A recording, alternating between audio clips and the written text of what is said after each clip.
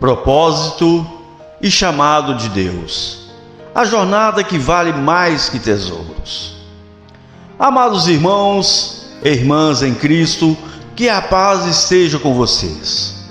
Hoje quero falar sobre algo que toca a alma de todo ser humano. O propósito. Sim, aquele suspiro profundo que ecoa em nossos corações quando perguntamos: por que estou aqui? Qual é o meu lugar neste mundo?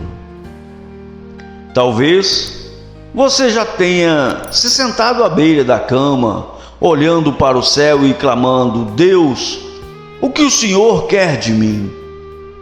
Saiba que você não está sozinho. Desde os pastores nas colinas de Belém até os executivos nas grandes cidades, todos buscam resposta.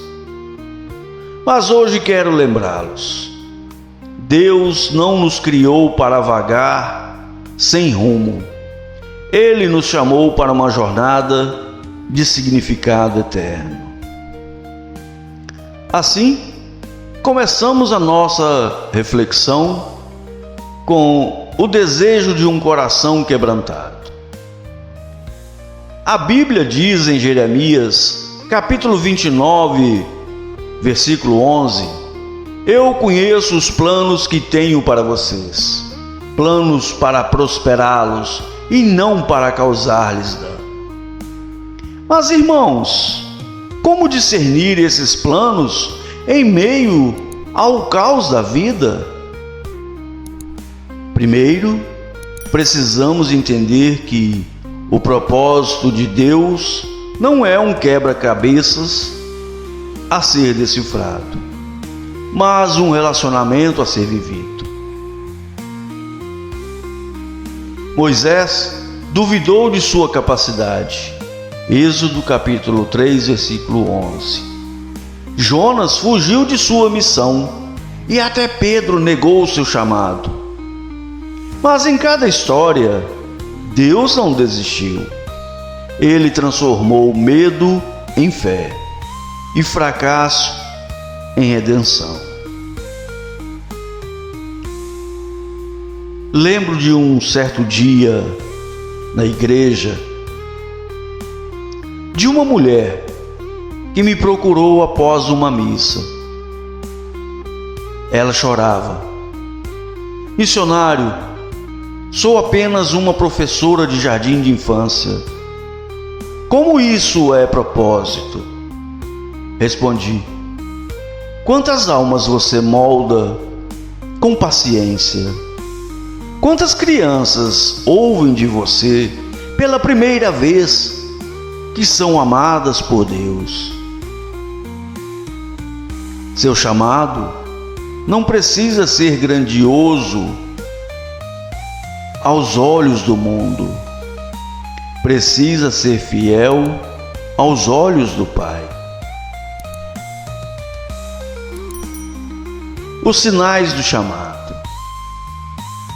Muitos devem estarem se perguntando: como identificar a voz de Deus? Eu vos digo, Ele fala de 3 formas: pela palavra. A Bíblia não é um manual de regras, mas uma carta de amor. Quando lemos histórias como a de Esther, uma órfã que salvou uma nação, aprendemos que Deus usa os improváveis para cumprir seus propósitos. Pela oração. A oração não é um monólogo, mas uma conversa. Pergunte a Ele o que o Senhor quer que eu faça e espere. Às vezes, a resposta vem como um convite para servir alguém, um talento que arde em suas mãos ou até uma dor que o move a agir. Pela comunidade. Deus coloca pessoas em nosso caminho para confirmar seu chamado. Foi Ana quem reconheceu Samuel como profeta. Foi Barnabé quem deu uma chance a Paulo. Ninguém descobre seu propósito sozinho.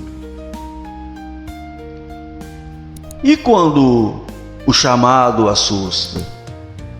Ah, irmãos, quantos fogem do chamado por medo de não serem bons o suficiente?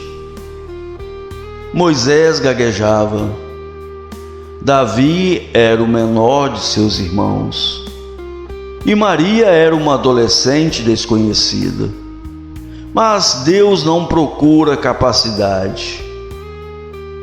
Ele procura disponibilidade.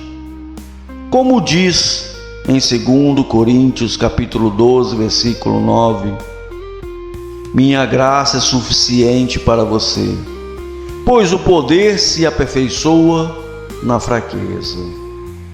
Deus não promete facilidade, mas promete presença. O propósito é uma pessoa.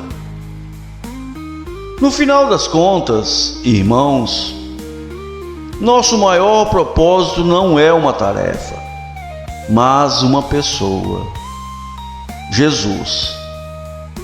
Paulo, que perseguiu a igreja, encontrou o sentido quando ouviu: Saulo, por que você me persegue? Atos capítulo 9, versículo 4.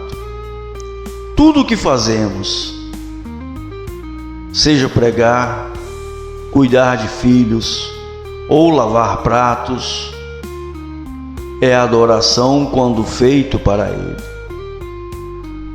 Amém e amém. Querida família em Cristo, obrigado por caminharem comigo hoje. Se você ainda está buscando resposta, lembre-se, Deus não está atrasado. Suas lutas, talentos e até suas falhas fazem parte do plano. Peço que feche os olhos comigo agora e ore. Pai, entrego minha ansiedade. Mostra-me o próximo passo. Usa-me como instrumento do teu amor. Amém. Irmãos, se esta mensagem tocou o seu coração, compartilha com alguém que precisa dessa esperança. Porque no fim, não somos salvos apenas por Cristo, mas para Cristo. E que Ele os guie, os abençoe e os mantenha firmes no chamado. Até a próxima, e nunca se esqueçam, vocês são amados, escolhidos e indispensáveis na história de Deus. Amém e amém.